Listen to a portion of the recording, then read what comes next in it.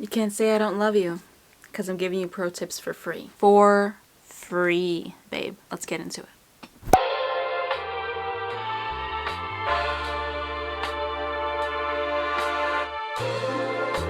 What's up guys, welcome back to my channel. For those of you who don't know me, my name is Destiny, and if you're a returning subscriber, welcome back to the family.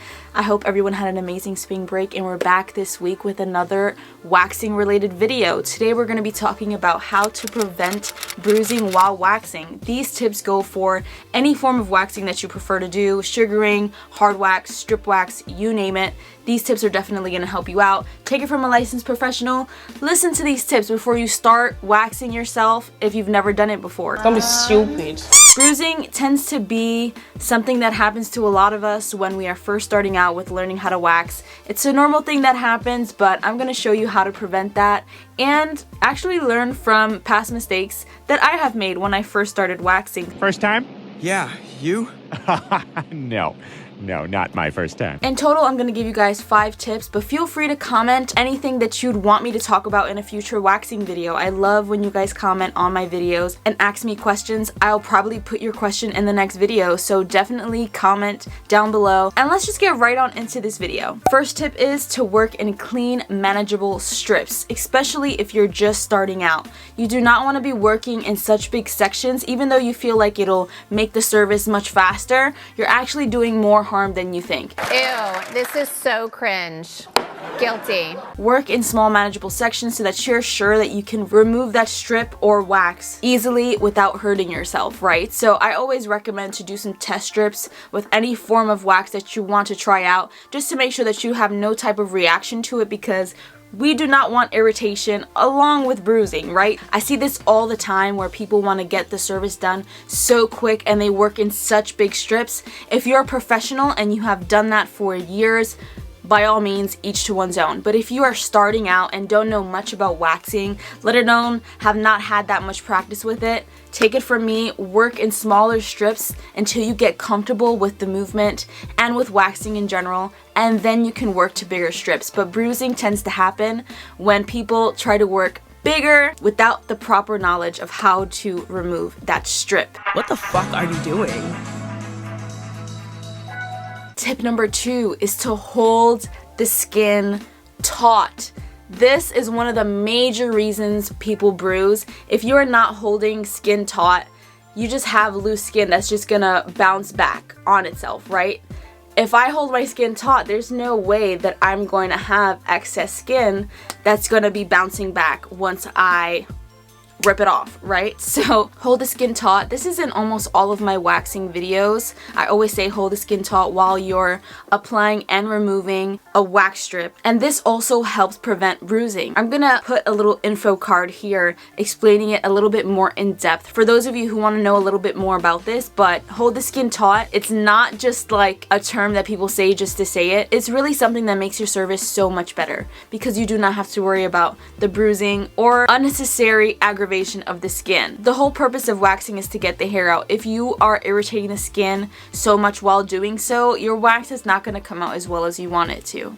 We fucked up. Tip number 3 is to pull your strips parallel to the skin. You do not want to pull up or out or away from the skin that you are waxing. You want to make sure that you're pulling parallel to the skin to prevent any type of pulling, yanking on the skin that the wax is on. If you are constantly pulling your skin, odds are you're gonna bruise. And the most common place that people bruise, and this is for the Brazilian service, is the little tendons right between your pubic area and your thigh. It's just that little femoral ridge. I'll add some info cards above showing what that looks like, but this is one of the most common places where women bruise. Because there's a tendon right there. That skin is super sensitive, and if you are not pulling parallel to the skin, pulling up and not holding the skin taut, that is a no-go. That kind of hurted me though. That's asking for bruising or discoloration, so make sure that you are following that tip, especially for Brazilians. See, as you can see, the more you fuck around, the more you're gonna find out. Tip number 4 is to use the right temperature. Why are we still putting like piping hot wax on people's skin?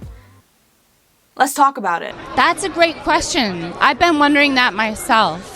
I've been in a waxing salon before that placed hot ass wax on my skin, and girl, I literally felt like my literal skin was ripping off. Come on, man, what the fuck is you doing, cuz? Don't be that person. Make sure that you are testing your wax before you even apply it onto a large area. I usually test it on the back of my wrist. You can do many different forms of test stripping, but make sure that the temperature is a-okay. In my last waxing video, I was using hard wax, and I gave a tip to make sure you twirl the wax and see how long it takes for that ball of wax to fall back into the pot, and that will tell you how hot that wax actually is. If it's not even hesitating and is just dripping off of your stick into the pot, odds are that shit is too hot. If it looks like a little honey ball and it's taking its time to come all the way down, that is usually the perfect temperature for hard wax. So make sure you're doing those type of tests, and you're gonna have such an easier and more beautiful results with waxing. My last and final tip, tip number 5, is to not pull too aggressively. I'm gonna be replaying some B-roll of some previous waxing that I did on my old videos, just so that you can see how precise I am with my strips and how I am removing the wax. This is specifically for sugaring, but do not try to flick too much if your sugar is too sticky. This can definitely make bruising happen. If your sugar is too liquidy and is not coming off the skin and you're repeatedly trying to flick that wax off, odds are once you wash that wax off with that water, your skin underneath is gonna be so upset at you. It's gonna be red, it's gonna feel raw almost. Take it from me, do not over abuse the area. If the wax is not coming off, especially if it's sugaring, you can just wash it off. If it's hard wax, odds are you'll be able to pull it off unless you put too thin of a strip and it's like breaking in pieces. If that's happening, you can just take a little bit more fresh wax, make a lip on it, and then try to remove it. That's gonna help, but try not to just do that over and over and over again. Don't do it. Don't do it. And you also do not want to wax over a spot more than 3 times. After 3 times and that hair is not coming out, I'd go to tweezing, because if you're gonna be consistently putting new wax on top of that freshly waxed skin, you're gonna over exfoliate because the wax is already a natural exfoliant, and you're gonna be lifting more skin than you want to, so that can cause discoloration, it can cause ingrown hairs, and it can cause sensitivity to the skin. It's gonna feel pretty raw, so you also don't want to give sun exposure to that area after the fact, but that's in another video. If you want to figure out what you're supposed to do pre and post wax, I have other videos on this channel. I leave them up in the info cards above if you're interested in that kind of content as well. Although this don't over flick is really for sugaring because it melts pretty quickly, for other forms of waxing, the same rules apply. Try not to go over the same area more than 3 times. You're definitely asking for bruising or breaking of the skin, honestly. Ooh, I had to burp, excuse me. But that is my last and final tip. Hopefully now you feel a little bit more confident about your waxing journey. If you want to figure out more about waxing and sugaring in general, keep on watching my videos here on YouTube. I have a complete sugaring playlist for those of you who want to go through with sugaring yourselves at home and know how to do it easily, safely, and with tips that are gonna help you learn so much faster. I got you, homie. And give this video a like if you like the free tips, because I would have appreciated this when I was first starting out. So I'm here spilling the tea and giving you all the little gems that you'll need to make sure that you are great at waxing yourself at home. Not everyone has the luxury of going outside to pay to do waxing monthly, so I hope that these tips I gave you today help you out. I am so grateful for our community here on YouTube. Still in disbelief that we are over 50,000 subscribers now. Thank you for your support always. If you want to continue supporting my channel, make sure that you are watching the ads on these videos. They help me out so much, and I'm giving you pro tips for free, so make sure that you're watching those ads, babe, okay? I love making these videos for you, and it makes it so much easier to continue to make videos with your support. So thank you so much. I want to tell the people out there that thank you for supporting me, and if you don't, suck my dick.